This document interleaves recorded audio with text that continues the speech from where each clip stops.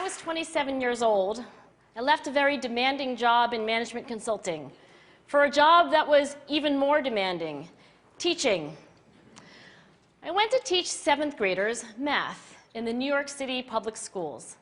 And like any teacher, I made quizzes and tests, I gave out homework assignments. When the work came back, I calculated grades. What struck me was that IQ was not the only difference between my best and my worst students. Some of my strongest performers did not have stratospheric IQ scores. Some of my smartest kids weren't doing so well. And that got me thinking. The kinds of things you need to learn in 7th grade math, sure, they're hard. Ratios, decimals, the area of a parallelogram. But these concepts are not impossible. And I was firmly convinced that every one of my students could learn the material if they worked hard and long enough. After several more years of teaching, I came to the conclusion that what we need in education is a much better understanding of students and learning from a motivational perspective, from a psychological perspective. In education, the one thing we know how to measure best is IQ. But what if doing well in school and in life depends on much more than your ability to learn quickly and easily? So I left the classroom and I went to graduate school to become a psychologist. I started studying kids and adults in all kinds of super challenging settings.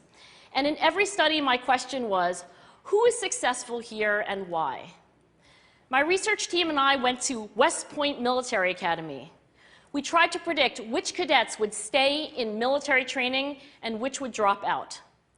We went to the National Spelling Bee and tried to predict which children would advance farthest in competition.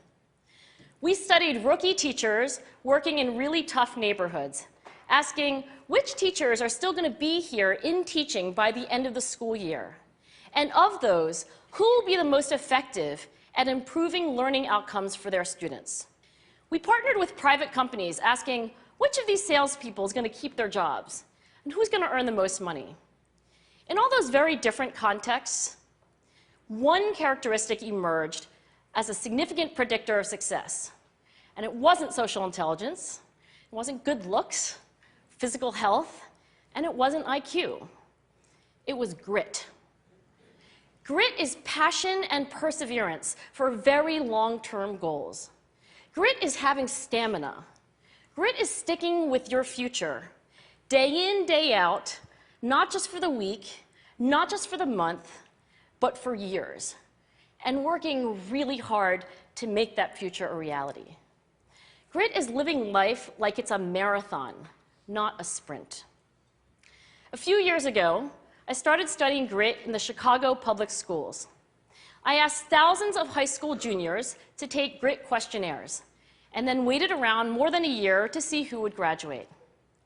Turns out that grittier kids were significantly more likely to graduate, even when I matched them on every characteristic I could measure, things like family income, standardized achievement test scores, even how safe kids felt when they were at school.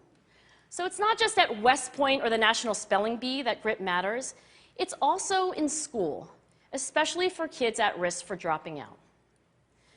To me, the most shocking thing about grit is how little we know, how little science knows about building it.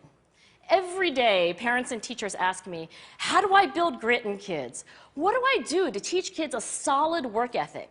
How do I keep them motivated for the long run? The honest answer is, I don't know. What I do know is that talent doesn't make you gritty. Our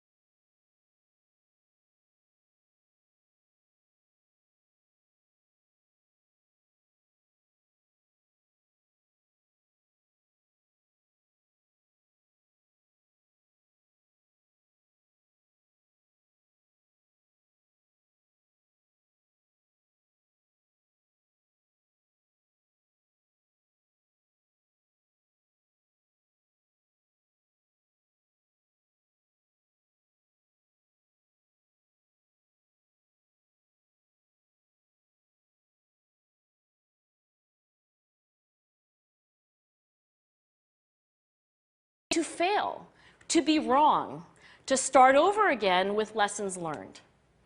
In other words, we need to be gritty about getting our kids grittier. Thank you.